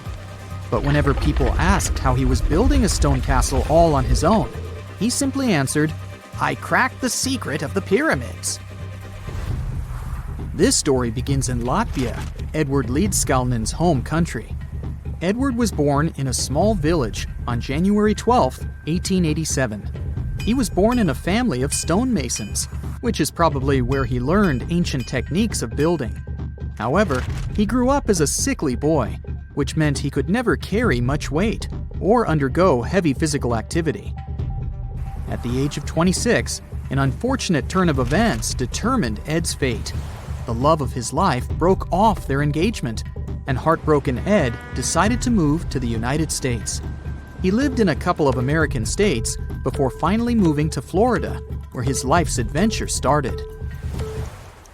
Ed spent years searching for the right spot of land to build his dream house. He always rejected good farmland. When people wondered why, he only smiled. Finally, when he bought land of his own, it was deemed terrible by his close friends. The soil was bedrock. He could neither plow nor farm it, but it seemed perfect for what he was seeking to build. Ed's close friends would often describe him as eccentric. When asked why he wanted to build a house, he would only say, "It's for my sweet 16. Someday she's coming back." Then, he changed the topic of the conversation. It took Ed about 30 years to finish Coral Castle, and he did it all by himself. He would only work under the cloak of night and never let anyone see what he was doing. The completed Coral Castle embodies a number of unsolved mysteries. If you were to visit the site back then, you'd have to go through a 9-ton, 8-foot-tall revolving gate door that even a kid could push with just one finger. Ed was so proud of this door that he originally named the site Rock Gate Park. It was renamed Coral Castle only much later, after Ed's passing. Once inside, visitors would access the incredible wonders of Ed's constructions: towers, mystic symbols, furniture, and swing sets, all made entirely of monolithic blocks of stone. The stones are set on top of each other, using only their weight to keep them together. And believe it or not, the entire park gathers around 1,100 tons of stone. Today, if you visit Ed's living quarters, you'll even see the simple instruments he used to construct all of this: chisels, hammers, ropes, and pulleys. The type of work he did is difficult even with modern-day equipment, let alone without it. Coral Castle's main mystery lies in how Ed managed to do it. The only photograph of Ed Leedskalnin at work shows a simple leverage structure of a chain hoist attached to a wooden tripod. The tripod was made of old telephone poles with a small wooden box on top. What was in the box is, of course, a mystery. Unfortunately, he took his secrets with him, not sharing the truth of his work with anyone else. Yet, not all is lost, as there are many theories and speculation surrounding what could have happened there. One theory says that there is a harmonic grid inside the Earth's surface, something that would create anti-gravity spots around the globe. It's believed that Coral Castle was built in such a spot. This could explain why it took Ed so long to find land that pleased him. Maybe what he was looking for was a place that allowed him to experiment with anti-gravity forces. Yet, whenever Ed talked about his work, he would say he understood the laws of weight and leverage, and, sure thing, that he had cracked the secret of the pyramid builders. And what secret is that, you might ask? According to Ed himself, it has to do with magnetism. He even published a pamphlet called Magnetic Current. There, he explains that every object has magnetic particles inside of them. A person just needs to understand where they are located inside such objects. This way, objects can be lifted and moved around without much effort, just like moving something heavy underwater. Researchers say that if we assume Ed Leedskalnin and the pyramid builders used the same technique, then it would only have taken 4,700 workers to build the Great Pyramid of Giza, instead of the 20,000 to 100,000 that is currently estimated. But this story just keeps on getting more and more mysterious. In the late 1920s, Ed was finishing the construction of Coral Castle in Florida City. rumors about his work had spread around town. People said Ed was hiding a stash of money somewhere in his living quarters. One night, a group of men waited until Ed was alone and broke into the castle to rob him. They couldn't find the money and, luckily, didn't harm Ed. But in the following days, he decided that it was best he moved out of that land. Of course, he took more than his toothbrush along with him. Ed decided to move the entire coral castle to another land 10 kilometers away from where he had built the park. Legend says he hired a truck driver and asked him to swear secrecy about what Ed intended to do. He asked the driver to look away while Ed loaded the truck by himself, moving all of the rocks without any help. With the truck loaded, Ed and his castle moved to Homestead, Florida, where the park is located until this day. In 1986, a group of engineers from Florida University was called to try to fix the park's gate entrance, the 9-ton revolving door that Ed was so proud of. They arrived with plenty of modern-day equipment, including a 20-ton crane. When the engineers took the door down, they noticed that Ed had used a strange circular stone at the bottom of the revolving door. The engineers couldn't understand how this frisbee-sized rock could withstand 9 tons of weight without breaking into pieces. They sent the rock to the geology department at the University of Florida, but the geologists simply returned the rock, saying they couldn't find a match of this rock in their databases. They couldn't determine its origin. The engineers put the 9-ton gate back into place, trying to use other techniques. At first, it didn't work without the base rock Ed had originally used. So, they had to cut the gate rock to make it work as a revolving door once again, proving that modern-day technology couldn't replicate what Ed had done single-handedly. Fast forward to 2011, and another man claimed to have cracked the code of the pyramid builders and Ed Leedskalnin himself. Wally Wallington, a retired construction worker from Lapeer County, Michigan, has managed to build using similar techniques to those used by Ed. Wallington is known for having built his personal Stonehenge in Michigan. He is said to have used simple machines, such as levers and counterweights, moving around multi-thousand-pound concrete blocks. Unlike Ed, Wallington has shared his techniques with the public. Multiple videos are showing the clever engineering he built from very simple materials. It sure is impressive. The man has moved his entire barn into another property just with the help of simple tools. However, there is no way to prove that these were the same techniques used to build Coral Castle. To this day, the secrets of Coral Castle haven't been unraveled. But hey, we can always keep trying to solve it.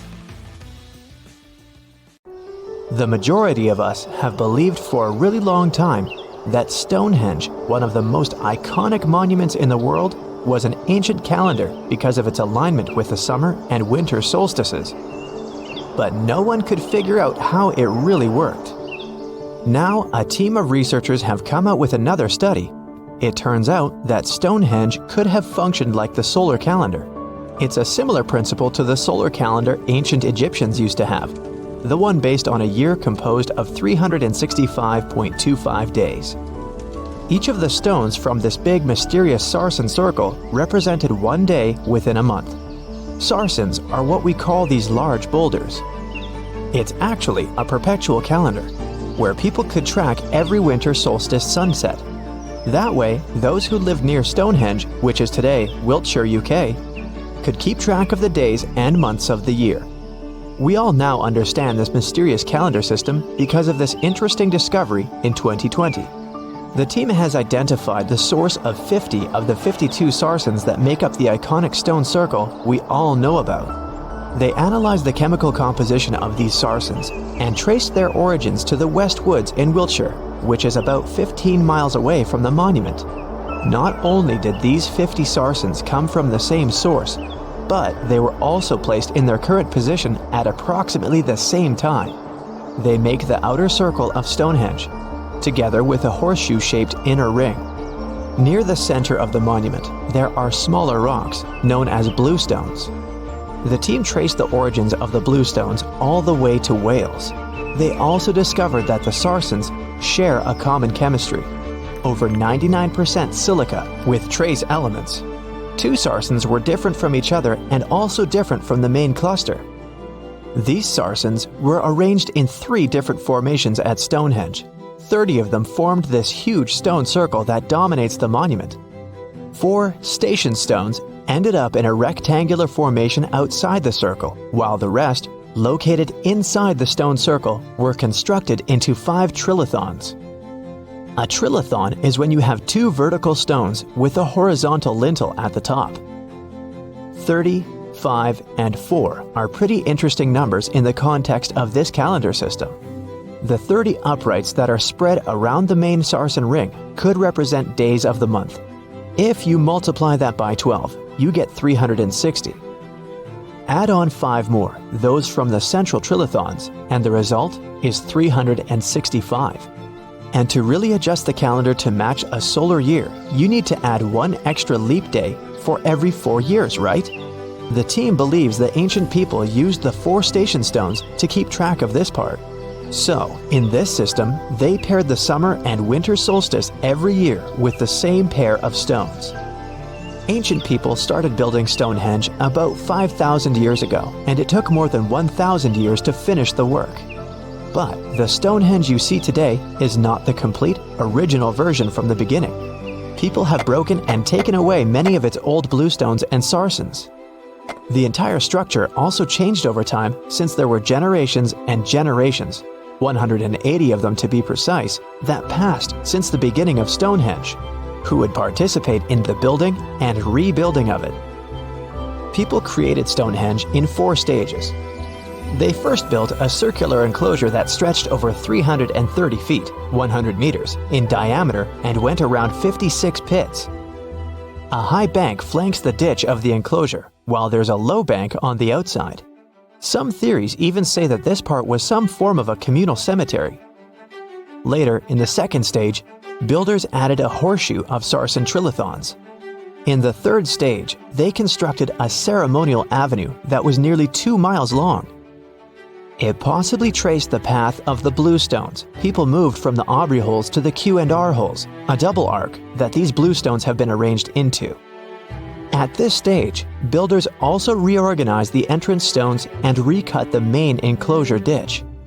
During the 4th stage, the stones were broken and builders etched carvings into the sarsens. Later, the bluestones ended up being modified again. Builders didn't leave any written records about how they managed to drag these heavy stones to the site and get them to stand so perfectly upright. But there are theories that say their techniques were more closely associated with woodwork than masonry. They made mortise holes and protruding tenons because they wanted to slot these stones together, and they used tongue and groove joints to do that. When they dug the hole for the stones, they placed timber poles at the back of the holes that were used as brace support. Then they moved the stone into a position and hauled it upward with ropes. They packed rubble into the hole to make sure the stone stayed in place. A pre-industrial farming society put this fascinating monument together using only tools made of stone and bone. Not even the wheel had been invented yet. This unusual formation is also known as ringing rocks. The stones you can see at Stonehenge have some pretty odd acoustic properties. When you strike them, they produce a loud clanging sound. That could be one of the reasons why people bothered to transport them over such a long distance in the first place. In some ancient cultures, people believed that these rocks contained healing powers. It's a really popular location that attracts over 1 million visitors a year. When it first opened to the public, visitors were allowed to walk among the stones. They could even climb on them, as there weren't any restrictions. Until the 19th century, visitors would regularly chip off pieces of the rock to take them home as souvenirs. They would also engrave their initials into the stones. They camped within the circle and dug fire pits, not realizing that the digging pits could seriously undermine the stability of the entire monument. Over time, visitors have encountered more and more restrictions until the monument was finally roped off in 1997 because of the serious erosion of the stones. That means if you want to visit, you can only view it from a distance, unless you want to pay extra for the stone circle experience, which can be arranged outside of normal visiting hours. Stonehenge originally had 2 entrances that led into the enclosure. There was a wide one to the northeast and one that was a bit smaller and located on the southern side. If you look at it today, you can see there are many more gaps. This is mostly because of tracks made later that once crossed the monument. The ground within Stonehenge has been severely disturbed, and it wasn't just about random visitors digging fire pits. There was a group of people who dug a large deep hole within the stone circle in the 17th century because they were looking for treasure. Then there was Charles Darwin, who also did some digging because he was studying earthworms in the area. He wanted to know how these worms could impact objects in the soil over time. He observed how a fallen stone there had sunk deeper into the ground and realized it was happening because of the activities of these tiny creatures who churned through the soil all the time. In 1963, there was a theory that Stonehenge had been built as some sort of computer that predicts solar and lunar eclipses. Later, some proposed it was actually constructed as a monument to ancestors that had passed away. This theory says the permanence of its stones represented the eternal afterlife. The average sarsen you can find there weighs 25 tons, while the biggest one weighs around 30 tons. If you want to get an idea of how massive these stones really are, you can go behind the visitor center in the outdoor gallery to check out a replica sarsen stone. It's a true copy of a freestanding upright from one of the trilithons that are located in the inner horseshoe of the monument. There are 5 Neolithic houses at Stonehenge based on real archaeological evidence of houses found in that area. Each of them had stake-built walls and a chalk floor. Some even had furniture. There was also a lot of trash discovered, which means people in this area used to like celebrations and feasting. Research has shown that people lived in these houses for 50 to 100 years, around 4,500 years BCE, which was the time when the builders brought the sarsen stones to Stonehenge. During the time they were building Stonehenge, generations of people went through major changes themselves, from the Stone Age to the early Bronze Age. They were no longer as static and isolated. They started to travel and trade more, which means they communicated way more than their ancestors, even internationally. This is how they could have spread the word about Stonehenge. And it's also when the whole mystery and fascination with the monument began. The conditions on this mysterious island might teach us how we can live on Mars one day. Devon Island is, to this day, the largest uninhabited island on our planet. It's located in the Canadian Arctic archipelago, and it's easy to see why people find it impossible to make a home here. The soil stays frozen throughout the seasons. The eastern part of the island is covered by a thick ice cap all year round. Summers here last for less than 50 days. And by summer, I mean that the ground is snow-free and the temperatures are slightly over 46 degrees Fahrenheit. Since almost no plants are growing here, there are no animals that could have adapted to these conditions. That's why scientists compare this island to what it would be like to live on Mars. In 2001, a project started here on Devon Island looking to discover how people might live and work on other planets, particularly on Mars. It's called the Houghton Mars Project and offered NASA scientists some unique studying opportunities. There are few options here in terms of logistics and transportation, and communicating with people living outside the island is also a bit more difficult. Specialists believe that if we can find solutions to live here, we might be able to do it on Mars too. Think of it as a home-based outer space boot camp. The Pitcairn Islands can be found in the middle of the Pacific Ocean. If you're a fan of adventures and remote places, this is the place to be. But you'll need to buckle up for quite the ride, since no plane has ever reached this place. The only way to reach the Pitcairn Islands is to take a 32-hour yacht ride.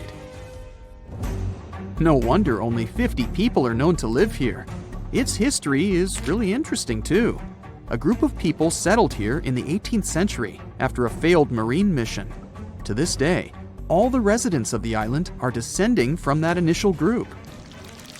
Life's not easy here though.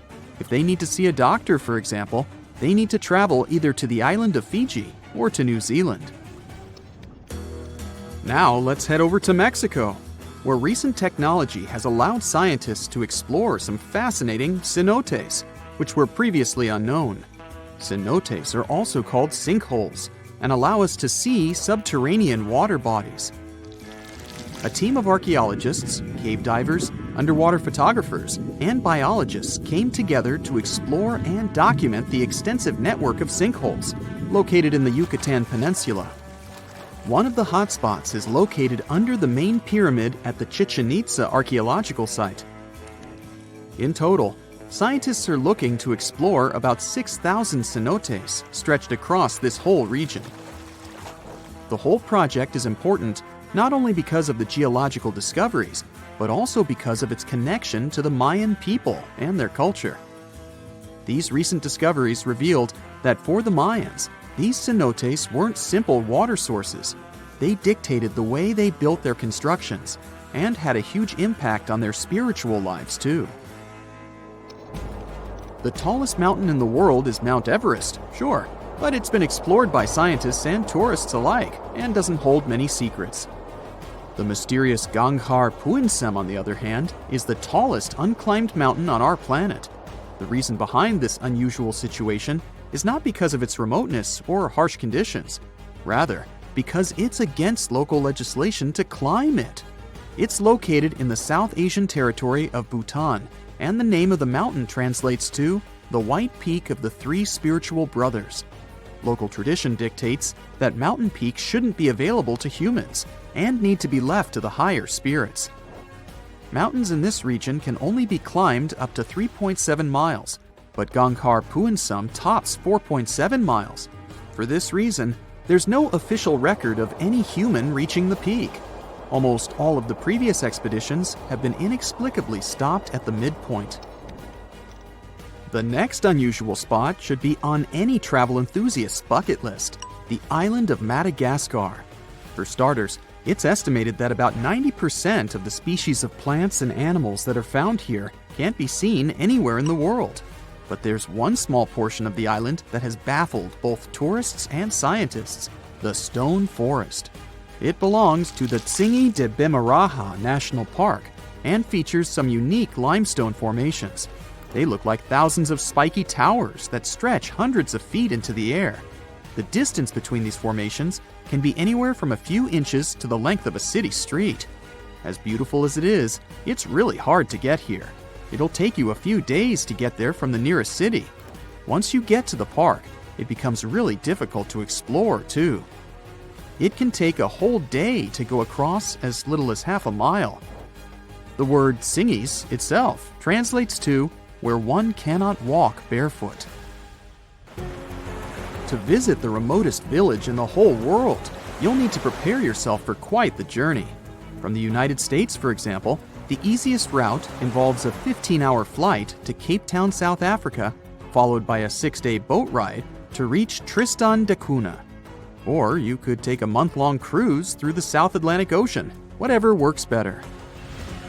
Planning in advance is a must, since only 9 boat visits are made to the island yearly. It's just 7 miles long and right in the middle of the South Atlantic Ocean, stretching a mere 37.8 square miles. There are slightly over 200 residents, and they all farm for a living.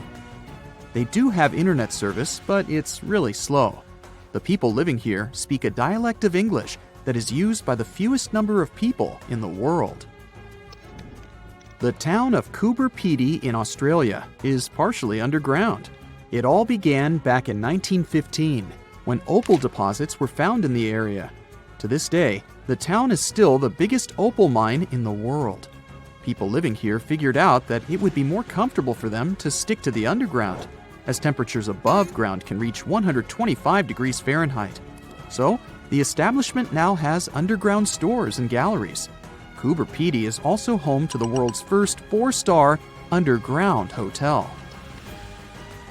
North Sentinel Island, located near India, is another pretty remote place. Not because of the time it takes to get there or the climate, but because it's home to the world's most mysterious tribe. The population living here is estimated to be between 50 to 400 people and isn't known to have any contact with the outer world. This is mostly because locals don't really enjoy visitors and tend to scare them away, even harming tourists. So, to protect them and their obvious wishes, The island is monitored by the local Indian authorities. It's believed the tribe's people don't have any immunity from modern diseases, so being in contact with foreign people might actually be fatal for the locals. On these French islands, there are no native inhabitants.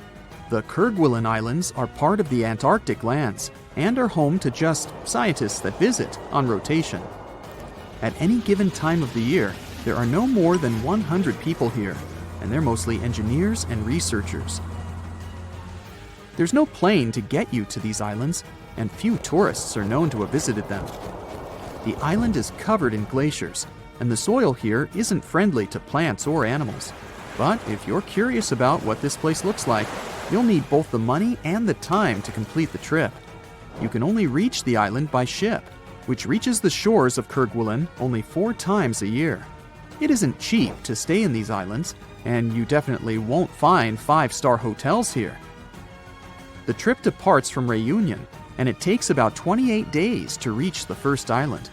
Half of the time will be spent at sea, so be prepared to cover over 5,600 miles of the Indian Ocean. It's the first day of your long-awaited trip to the Amazon forest. You flew all the way to South America. More specifically, you landed in the city of Manaus. It's the heart of the Brazilian Amazon. So far, you've traveled by air, car, and now water. You are on a tiny boat, moving through the dark waters of the Amazon River. Yes, the river is also called the Amazon. And just FYI, it's the second longest river in the world. It loses only to the Nile River in Egypt. The Amazon sprawls for an impressive 2,700 square miles, beginning in Peru and ending only when it meets the Atlantic Ocean off the coast of Brazil. To get a closer look at the forest, you decide to start by exploring it by boat. First up, you watch some piranha fishing. You can even try to catch one yourself if you like. As you may know, piranhas are carnivorous fish that inhabit the Amazon River, so it might not be your best option to go swimming in these waters. One of the most emblematic species of alligators present in the Amazon River basin is the broad-snouted caiman. It looks pretty much like a regular alligator, except for the fact that it has a yellow chin. Your guide leaves the boat and searches the water to show you a caiman up close. He also tells you of another legendary creature that lives in the dark waters of the river, the pink dolphin. Lucky you get to witness a family of pink dolphins showing their fins near your boat. They look magical from the place where you're sitting. You've probably never known dolphins can be pink, huh? After a few mesmerizing moments, you discover that the dolphin's pink color is nothing but an illusion. The animals are originally pinkish-gray, but due to the brown colors of the Amazon River, they look vivid pink when you stare at them from above. Your guide tells you that the pink dolphin is a central character of Brazilian folklore. Locals believe that the pink dolphins can turn into humans and wander off into towns at night. You get off your boat near one of the entrances to the forest. Now you're going to continue your trip on foot.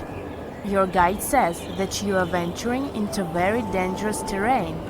The Amazon is home to some of the creepiest species of wildlife on the globe, but don't worry, we'll get to see a lot of them today. You've come prepared, of course. Bug spray, a raincoat, and your sharp eyes. Inside the jungle, you need to be alert at all times. You may have heard legends of the anaconda, a snake that can swallow animals as big as a cow in one go. Sorry to break it to you, but those are not just legends. Reptiles like these do actually exist. They live deep in the jungle. Is it right there, moving between the trees? Is it a spider? The so-called Goliath bird-eater is a monster spider. Its legs can grow up to a foot in length, and the spider itself can weigh around 6 ounces. It's also known as the king of tarantulas. You shouldn't get too close, of course. It's not venomous to humans, but its bite can surely sting. As its name suggests, the Goliath bird-eater can even eat birds, as long as they are smaller than it is. Up next, you run into another species of spider that draws your attention. This one is so tiny that you almost don't see it. It's known by the popular name of the decoy spider. You see one of its creations, a gigantic spider built by the tiny Colossus spider in order to scare off large predators. This is as amazing as it is creepy. A spider that uses the remains of other insects and dry leaves to create the image of a large spider on its web. If it fools predators, perfect!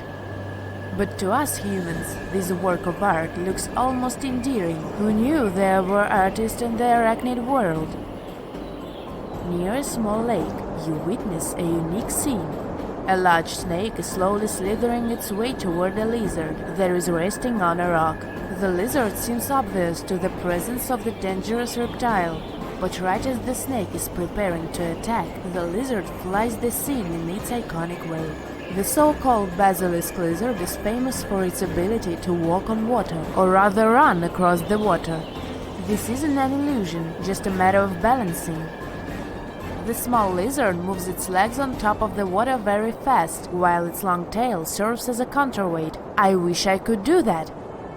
If you've ever wondered what a frog looks like on the inside, you've come to the right place. Right in front of your eyes, there is a rare local species of frog. It's known as the glass frog. This species of amphibian has a type of transparent skin that is completely see-through. In other words, you can see the frog's interior with astounding clarity. It's as if you had X-ray vision. Moving on with your journey, soon you come across a pond. Floating on its water is probably the biggest water lily you've ever seen in your life. These huge plants are also known as the Victoria Amazonica. They can measure up to 8 feet across and hold the weight of a grown-up person. But I wouldn't recommend trying to climb on it if I were you, just cause, you know, it's the Amazon forest we're talking about. The wildlife here is amazing, but the forest itself is also a sight. There are over 80,000 species of plants and trees grown in the Amazon rainforest. In fact, you can find 10% of all the world's wildlife in this jungle. An estimated 400 billion trees grow on the gigantic area the forest occupies. Of course, this place is bound to be biodiverse, right? You won't be able to witness this phenomenon during your trip, but your guide tells you about a unique species of tree that is famous for being able to walk. Yep, you've heard correctly. There are walking trees in the Amazon rainforest. They don't have legs or anything like that, but they do move around in search of better lighting conditions. The Amazon canopy is so thick that only 1% of sunlight can reach the forest floor. Because of this, some trees end up getting less sunlight than others. The so-called walking palm trees seem to be adapted to this situation. They grow new roots, which helps them move for 1 to 2 inches per day. They can walk up to 65 feet per year. Maybe that's what inspired John Ronald Reuel Tolkien to create ants, huh? Those are pretty similar tree beings that roam freely around the world. I kid you not, it's not only wildlife that inhabits the Amazon. Actually, over 30 million people live in the forest. And there are also ancient settlements that scientists believe to have been thriving there. And I'm not talking about El Dorado, that's just a myth. But in 2018, a groundbreaking study showed that up to 1 million people probably inhabited the Amazon between 1250 and 1500 CE. Can you imagine that? Working alongside local indigenous people, researchers from the University of Florida found several mounds in the Amazon. Besides these mounds, they also discovered interesting ditches and geoglyphs. After mapping all of these recurring mounds, scientists understood that this was a sign of an ancient settlement. They found remnants of carefully designed walls centered around plazas. This could only mean that these ancient cities were big and could host hundreds of thousands of people. These findings brought back the idea that the Amazon could have been home to thriving civilizations way before the Europeans arrived there. But rather than cities drenched in gold, they were simply well-developed agricultural societies.